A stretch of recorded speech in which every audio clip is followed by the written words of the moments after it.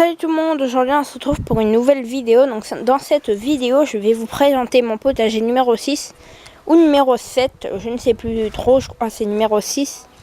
Donc voilà, dans cette vidéo, voilà, je vais vous présenter mon potager. Et je pense que c'est une des dernières vidéos sur le potager que je fais. Peut-être qu'il y aura au moins 2 vidéos encore sur le potager, mais je pense pas plus parce que là, l'automne s'installe petit à petit et voilà. Donc on commence tout de suite. Alors déjà là il y a un pied de cosmos, donc vous voyez ça fane, hein. Voilà, quand je vous parle que l'automne arrive petit à petit. Donc voilà, il y a des signes, hein. Il y a quelques arbres qui commencent à perdre leurs feuilles. Ensuite là on a un pied de piment ici.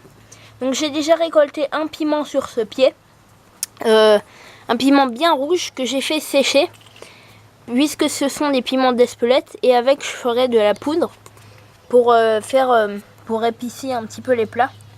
Pareil pour celui-là, il y a les fleurs qui commencent à apparaître. Vous voyez là, il y en a 2. Une juste ici et une là. Voilà. Ensuite là, il y a mes fraises, mes fraisiers. Donc ils font plus de fraises, mais je pense que l'année prochaine ils feront énormément de fraises. Le pied d'aubergine, le persil, mon pied de basilic en pot.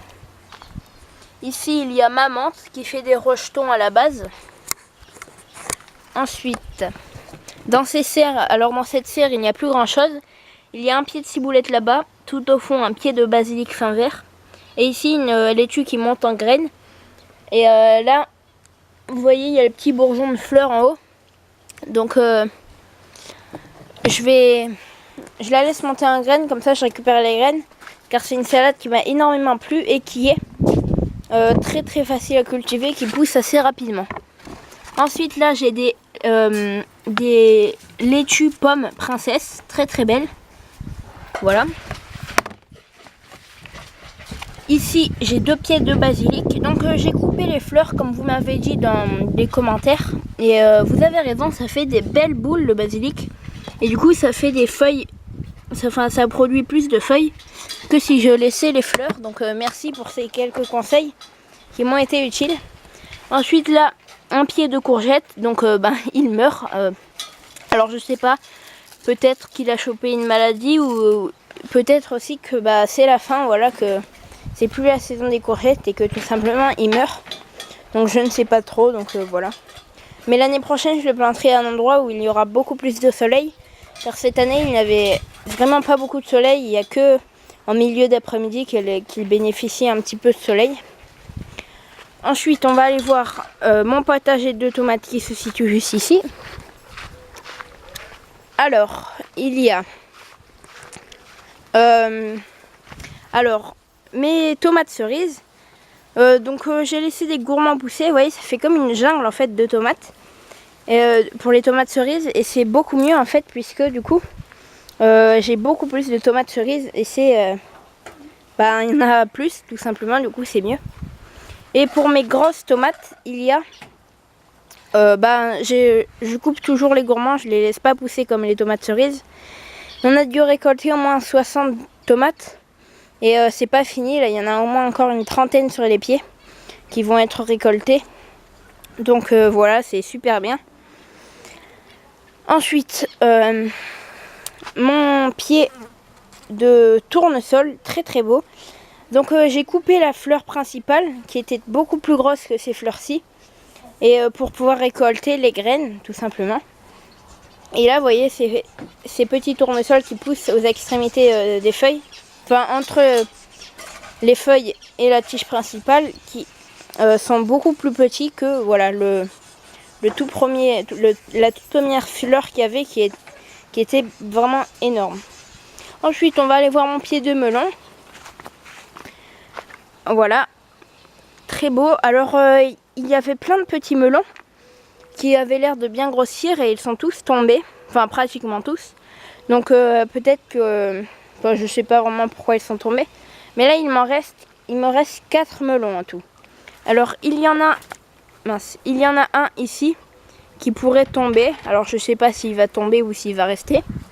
Il y en a un ici qui est gros et qui à mon avis ne devrait pas tomber. Et là, alors on a le melon que je vous présente dans toutes les vidéos, voilà, qui est très gros, qui pousse bien. Et là on a un nouveau melon qui a poussé.